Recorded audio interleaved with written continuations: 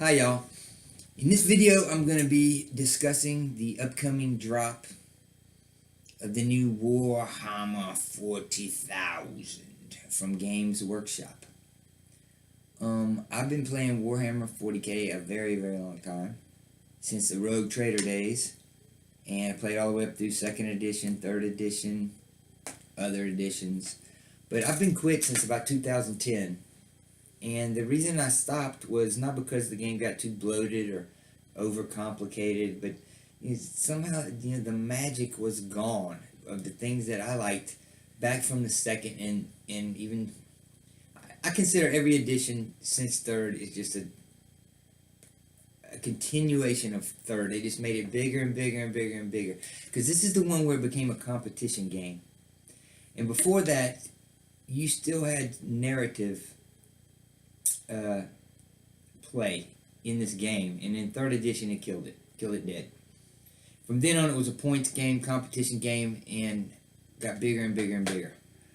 And what brought me back into this was the Age of Sigmar, and a lot of things about Age of Sigmar reminded me of Rogue Trader days and 2nd edition days. And I was able to embrace narrative play and open play, and it really took me back to the beginnings. And I have some of my funnest war games experiences, especially lately, playing Age of Sigmar. And so I'm really happy that there's no other two other ways to put it. They're AOSing 8th edition. I'm going to tell you that's a good thing, a really good thing. The biggest thing is they're bringing this game up to modern game standards. The rules need to be short and sweet so you can get new players in very quickly. But the game needs to be deep enough to where you're going to retain these players who've been playing 20 years and competition players. And the way to do that, they found out through AOS, is to give each unit a war scroll. And I imagine they're going to be called data slates or unit cards or something like that. And what it is each squad, each unit type has its own card. And on that card, it lists its characteristics and also its special abilities. And almost every unit has multiple special abilities that allow that unit to buff itself or other units, within certain distances of it. And when you play small games of Age of Sigmar, and I imagine it's going to be similar to this, the game scale is really good. You can play very small games. You can teach a child how to play it, and you can play in 30 minutes. But when you get in big games, 2,000 points up, the game's complicated. Seriously complicated, because of the synergies and the interactions between the units become extremely difficult to remember. Like this Inquisitor, all units with the keyword of Imperium within 12 inches of this Inquisitor get a +1 to hit versus Xenos. That's an easy one to remember. But you get lots of units and all that stuff stacking, and it gets really hard to remember. I imagine they're going to keep, a lot of the stats. We're going to everybody gets a different move stat, and that's from back in the early editions of Warhammer, and that's a good thing. And what they're trying to do is this: you only have to learn the base rules, which are going to be short, and your own army and your own army's rules, and the rules that are on your war scrolls. You don't have to read anybody else's codex or you don't even need to know anybody else's rules, because in Sigmar you don't compare when you roll to hit.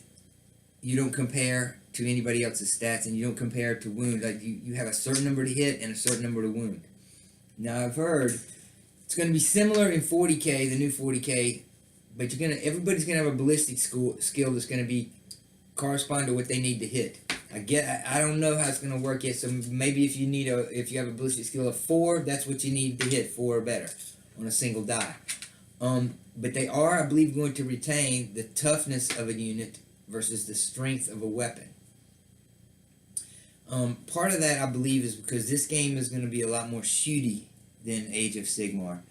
Age of Sigmar, there's a lot of close combat goes on, and shooting is kind of a secondary thing that goes on. Most armies, have very strong hand to hand.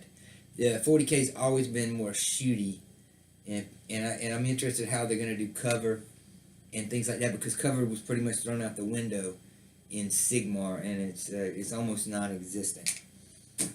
Okay, I imagine they're going to have the same type of turn sequence as Sigmar has. You're going to have a beginning turn. It's a command / hero / magic / psychic phase, where commanders activate their powers, and a lot of special abilities are pick 3 units within a certain distance, and those units ignore battle shock test, which is the new morale test. Or different buffs you can give units, and also psychers will be able to use their abilities just like in Sigmar.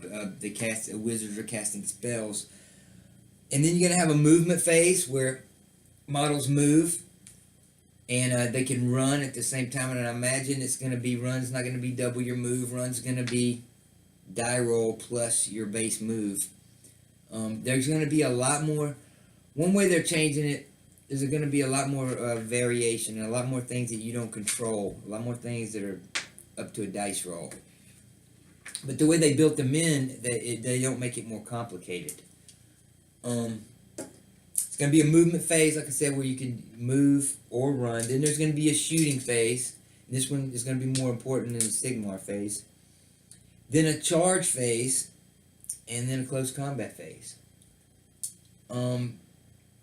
Close combat, I'm sure, is going to be very different. I've heard the rumors that the Chargers are going to be able to attack first, so I don't know exactly how they're going to do it. I guess it's going to be a little bit different than Sigmar.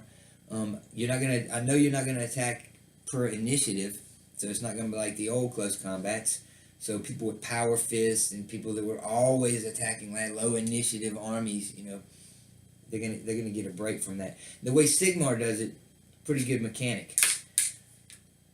Let's just use these units as an example. Let's say we had a hand-to-hand combat going on where these guys had moved in to hand-to-hand combat.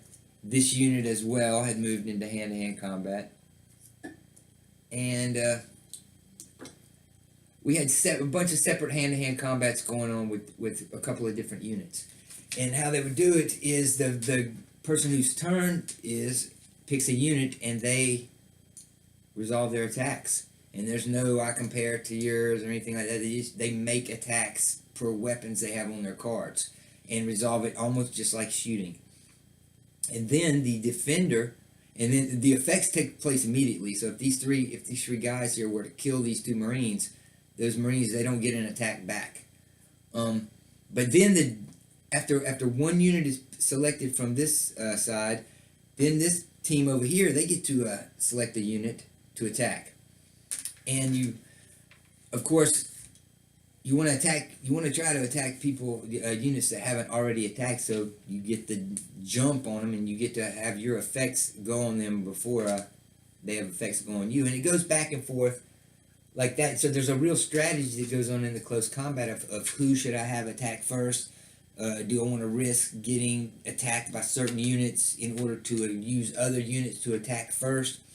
And so it's almost a turn within a turn. It is a turn within a turn every single time close combat comes around. And I imagine 40K is going to work, very similar to the same way. And once again, I want to say they're going to have keywords and war scrolls, and at the bottom of your data slate or war scroll, it's going to have a number of keywords. Like these would have chaos, marine, mortal, corn, pack marine. I mean, they have keywords that describe them, and that's how you determine if special abilities will affect them. Like they're gonna have a special rules, I guess, against certain weapons. Won't be able to attack things with a vehicle keyword. That's gonna keep people from blasting land raiders to pieces with bolt pistols. So you're going to be restricted by those keywords, and it's a really good thing. Okay, as everybody knows and has heard, templates are going away. They put them out in this new game, Shadow War Armageddon, which is the new relaunch of Necromunda. But templates are going away. You're not gonna be doing this anymore and seeing how many guys are partially under a template or how many guys are fully under a template or rolling a scatter dice are going away, or I threw a grenade or launched a rocket, well, it goes that direction 2 inches. Well, to me, that direction is that direction. Well, to you, it's that. Well, I rolled the scatter dice way over here. I mean, it just. A lot of people have hated this. A lot of people's wish these would go away. A lot of people are rejoicing that this is going away. And I kind of agree with them. But I'm going to tell you this. You're going to miss them. You're going to eventually miss these. It might take a couple of years. But you're going to miss this. This was a core mechanic from the very beginning of Warhammer. Templates. And I think you're going to miss them after a while. You're going to miss lining up the how far it moved and how many people are under it. And maybe it will make an appearance, in a future General's Handbook, which is how the updates, I believe, are going to come. That's how they're coming for Sigmar. And, I mean, you can kind of going to be able to take a look at the successes of Age of Sigmar. And that's going to tell you what they're going to do with 40K. And the things that have been successful about Age of Sigmar, they're going to copy them. Getting rid of templates to speed the game and to cut down on arguments. It's a good thing overall, but I believe you're going to miss it in the long run. And so how it's really going to work is if let's say he had a flamer and he fires into this unit here, and believe it or not, I believe you're going to be able to fire. I don't know about flamers yet, but you can be able to fire into close combats, out of close combats. I believe there are going to be some type of restrictions, but when shooting phase comes around, I don't think you're going to be restricted. I believe you're going to be also be able to leave close combats. If you don't like the way the odds are looking, you can get out of there. Different units are going to have special rules about being able to attack and then leaving close combat. All types of special rules. But the way it's going to work, let's say you had a flamer, I believe you're just going to roll a random number of people that will be affected by the flamer. Or they might say, okay, you have to fire at an enemy unit, but every model in that unit within a certain distance of you can roll to see if you wound them. I don't know exactly how the flamers are going to work, but it's going to be a die roll to see how many people you're hitting. Okay, one of the best things that's going to be about the change is this. Getting old models that's been sitting on a shelf for 20-something years back in the game. Back in the game and dice being rolled for them. See this librarian? He's on a freaking hex base. He hadn't rolled the dice many moons. Okay? I'm looking forward to getting him back on the table. These Inquisitor models. Okay, for narrative play, I can have an Inquisitor with his retinue, searching out Xenos threats. It's going to be really good. You can have a Space Hulk type deal where you have Terminators going against Gene Stealers in a heavily industrialized area, but you're going to be using not Space Hulk rules. You'll be using the Warhammer 40K rules. Because like I said, this game scales, the Sigmar game scales, and this game will scale really well, all the way down to a couple of units, up into 1,500, 2,000 point battles. And I believe a sweet spot, just like it for Sigmar, is going to be around 1,000 points. Once you start raising over 1,000 points, it becomes hard to remember what's going on with the special abilities. And the special abilities buff whole units and things, so it's just not, oh well, I forgot a die roll. Well, if I forgot to do a buff on a certain unit, man, it might cost you 20 die rolls. Well, I forgot to give these guys 20 extra attacks. So it can change the whole, one miss of one of your abilities can just really take the battle in a whole different direction.